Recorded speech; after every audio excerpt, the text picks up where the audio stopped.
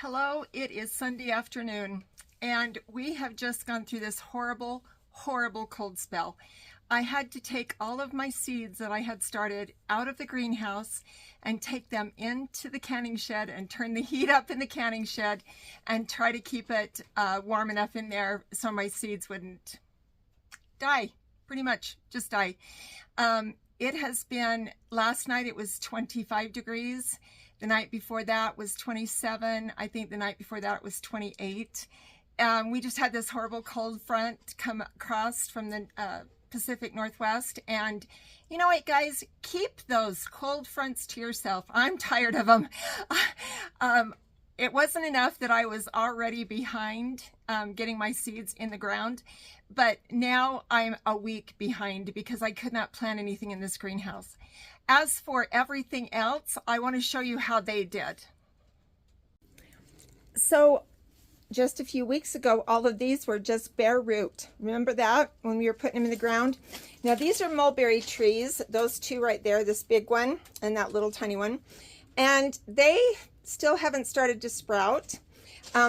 These are native plums, but they are getting ready. I don't know if you can see that or not. They're getting ready to start sprouting. These 6 plants that are right here are all elderberries, and they're all doing great. This is also that elderberry that was left over from last year that's been in that container since last spring, and it's doing wonderfully. Now, these are those service berries or June berries, and I've got 4 of those, and they're doing good.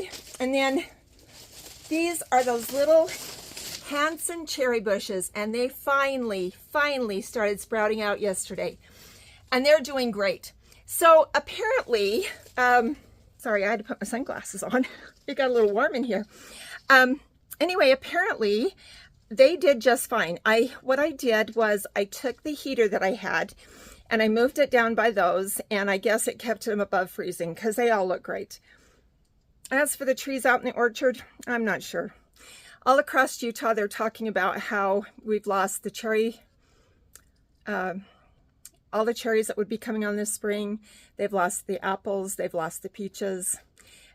I don't know. That's like out on the Wasatch Front. So I don't know about here. We were so warm for a couple of weeks. We got all the stuff on, but I just don't know if it froze it.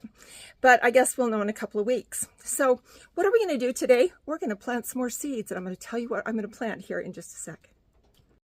All right, I apologize for the fact that I've got my sunglasses on, but the sun is shining so bright, there is not a cloud in the sky, which in some ways is not good because tonight it will be chilly, but not as chilly as it has been.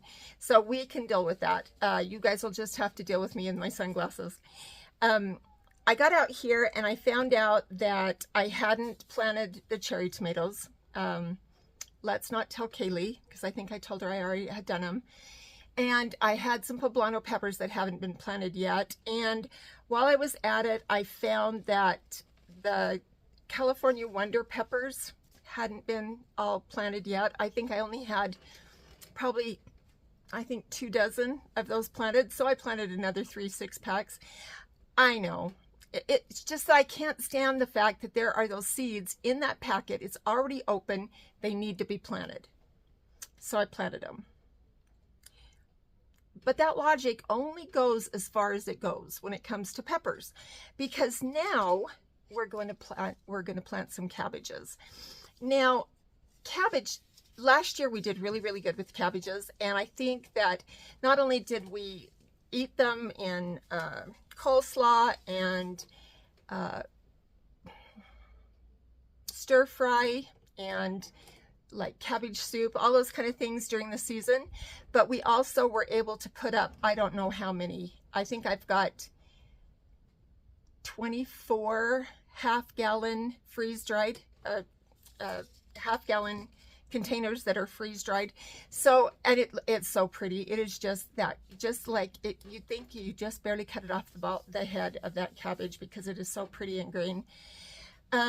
So we did a lot of cabbage last year. And granted, we are not going to do as many seeds as on these 2 packages. For the stonehead, there's 75 seeds in here, and I am not planting 75 cabbages. These are late cabbages. And then the Danish ball heads are the early cabbages, and there's 300 seeds in this one. And they say they have a 75% guaranteed germination or higher than that. So even though I had to get those peppers out of that package for the California winter peppers, I am not going to plant all of these seeds. I am not going to have 375 heads of cabbage in my garden. I promise, Mom, I'm not going to do that. So how many are we going to plant? Well, good question. Good question. We probably are going to plant, I would guess that I'm probably going to plant 30 of the early and 30 of the later. Or maybe a few more of the later. I don't know. I don't know how many I'm going to plant. All I know is that I have this tray right here. And you've seen all of these trays as we've been planting them. And I think that there's 1, 2, 3, 4, 5.5 dozen 6-packs. Or little cells, I guess, 5.5 dozen. So what is that?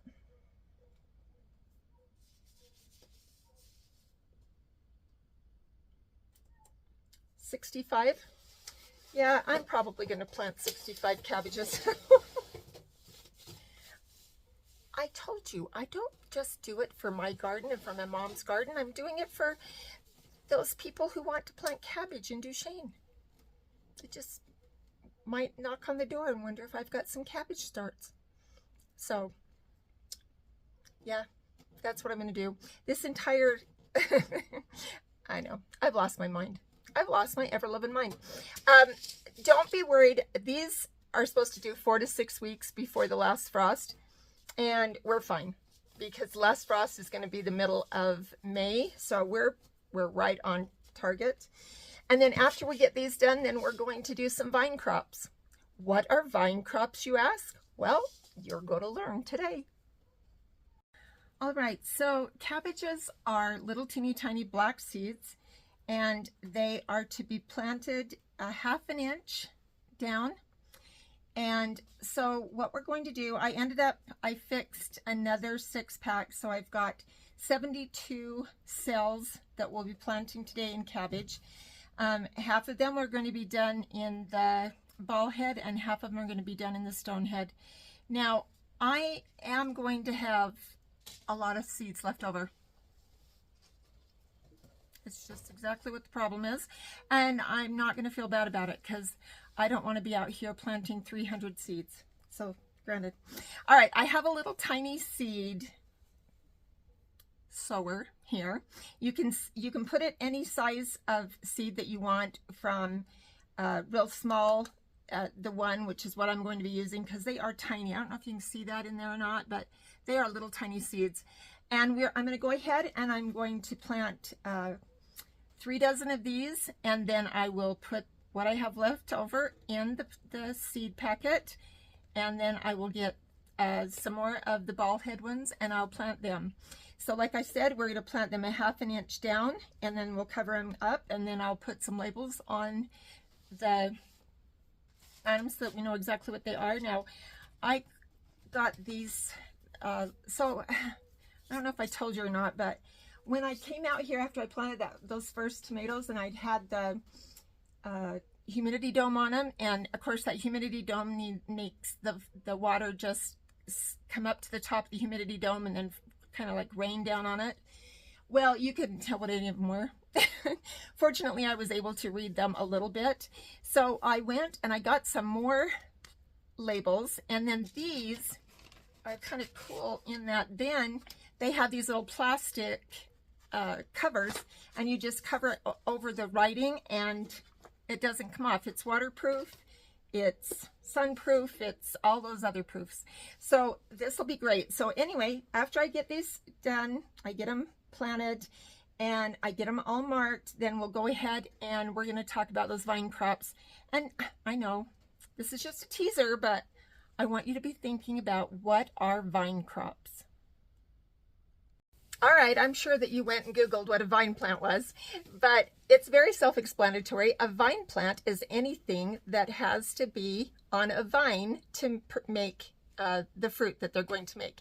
So that is any kind of squash, whether it's a summer squash, winter squash, spaghetti squash, Hubbard squash, acorn squash, cucumbers, watermelon, cantaloupe, honeydew, anything like that that grows on a vine, that is considered a vine plant. And so vine plants do not like to have their little roots to be disturbed after they start growing. So you're going to want to start your plants in a peat pot, or you might have those plastic pots, whatever they are, but the ones that are 3 to 4 inches in size. I use a 4-inch peat pot. The reason I do that is because, well, first of all, they were the ones that I could find on sale. I think I bought a case of them like 2 years ago, and I'm still working on them. Peat pots will disintegrate in the soil after you plant them. But I have found that if you want them to do the very best, if you will take, when you go to plant them in the soil, and if you'll just score them at all 4 sides, then they'll grow better. But anyway, that's how we're going to start our vine plants. Now, I am doing it in a seed starting mix that is half coconut coir and half the seed starting mix that I get from Mega House, or the Greenhouse Mega Store. And that's just the kind that I like to use. And anyway, so I've got this and I've mixed it together. It's moist. And I have filled these completely full. Now, when you're filling them up, you want to go ahead and push it down as you're filling it up, because if there's any voids in there, then I've taught to you this year about how we're going to do all of our watering from the base. Well, if their soil doesn't go all the way down here to the bottom consistently, then the water will not wick up through the dirt and get to your seeds. So you want to make sure that it's completely full and that it's been packed down as you are going through. So what are we going to start with? We're going to start with zucchini. Now, I know you guys think, well, in the Uinta Basin, the joke is don't ever leave your car unlocked during zucchini season, because you'll come back from church and your whole front seat will be full of zucchini. Now, my mom thinks that would be great because my mom likes zucchini. I like zucchini. My grandkids like zucchini, but not all people are that fond of it. So how do you plant zucchini seeds? So we're going to start in this. This is zucchini. It's Black Beauty. There's 30 seeds in here. Now, I'm going to kind of show you this. I don't know if you can see this or not, but when you put all 4 of those, when you do those 4-inch peat pots, they will only hold about 15. They'll hold 15. Now you can get 18 in if you really squish them, but then they're not solid. They're not flat down there in the water, and so you want them to be flat so that they will wick that water up really well from the bottom. So we're going to have 15 in here. So we're going to start with those first 15 zucchini. They're the Black Beauty. They're the regular ones you see everywhere. And we're going to put 2 seeds in every one of these pots. Now we're going to plant them about a ½ inch deep, and we're going to plant them on their side. And the reason why we plant them on their side is so that they don't get water accumulating on one end or the other and rot the seed. So we're just going to make a little hole in there. Show you. We're just going to take that, and we're going to just make a little hole in the center, right? And we're going to take 2 seeds, and we're going to pop both of them in there, and then we're just going to cover them up. Easy peasy. See? Planting zucchini is super simple. Everyone should do it. Anyway, there we go. That's our very first zucchini plant planted. Now I have, we'll do 1 flat of the Black Beauty.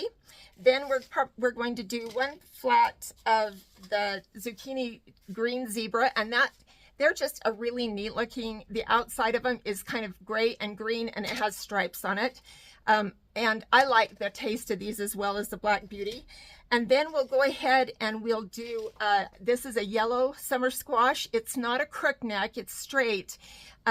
There's also 15 to 20 seeds in here, so we won't get quite a full flat of these. And then I've got spaghetti squash that we're going to plant, and we will do a full flat of those. and then we'll do a full flat of butternut squash. The reason that I have those two, my daughter really likes to cook with spaghetti squash, and I like butternut. It's really good in stir fries. It's good to make butternut soup, and it stays really well during the winter time. So those are the 5 kinds of squash that we're going to be planting, and this won't take very long. The very hardest part about doing this is filling up these pots. That's very much the hardest thing. So as soon as we get those all planted, then I'll be back. Okay, so all the zucchini, the yellow squash, and the butternut and the spaghetti squash are all planted. And I've gone through, shut out the greenhouse for the night. It's about 5:30, and I've gone ahead and put the humidity domes back onto the plants for the night. I think it just keeps some more heat inside of those while it's still pretty cold here at night. I've gone ahead and put the heater on, and I'll be shutting it up now. And even though it's still, I mean, the sun, you can tell the sun's still up and it's still, excuse me, warm outside. I just want it to kind of play catch up. Tonight it's going to get to be 35 degrees, which is so much better than it was last night, but it's still, even though it's over freezing, it's still not terribly warm. So that's why the heater, that's why the humidity domes. Now I'll come out at 7 o'clock in the morning and I'll open the greenhouse, turn off the heater, and take the humidity domes off of the plants. And it's pretty much, I didn't put them on the squash. I just have them on the tomatoes, all of the flowers, the peppers, the cabbage, those kind of things. So anyway, I'll come out in the morning at 7 o'clock. I'll take all the humidity domes off. I will turn the heater off, and I will open the door to the west on the greenhouse, just the small door on top. And then I will open this, I will leave these 2 doors here at my back, which is headed to the east. I'll leave both of those doors open. And then I'll come out about 10 o'clock and I'll turn the fan on, because and open the door, the other big door on the west side, because that's when it starts to get a little warm and toasty in here. I love planting in the greenhouse. Look at this. I've got to go clean my hands because I've got dirt under my nails. And I go on call here in a few minutes. So anyway, thanks for watching. If you like it, please bookmark the shows. Please give us a follow and give us a thumbs up. If you don't like it, let me know what you don't like about it. Are you learning anything? I don't know. Let me know what you're thinking. And then tomorrow night, I'll probably, I won't be out here tomorrow night, but Tuesday, I have a funeral on Tuesday, and after the funeral, I'll be out here, and we'll try to get all the rest of the melon and the cucumbers planted. And we're still in good shape, guys. I know I've complained and griped that I haven't got things done the way that they should be done this year, and yet all of these vine crops, they'd only have to be, the seeds only have to be started 4 to 6 weeks before our frost. And the last frost here in where I live is Memorial Day weekend. So we're still good. You guys have a great evening, and I will talk to you soon.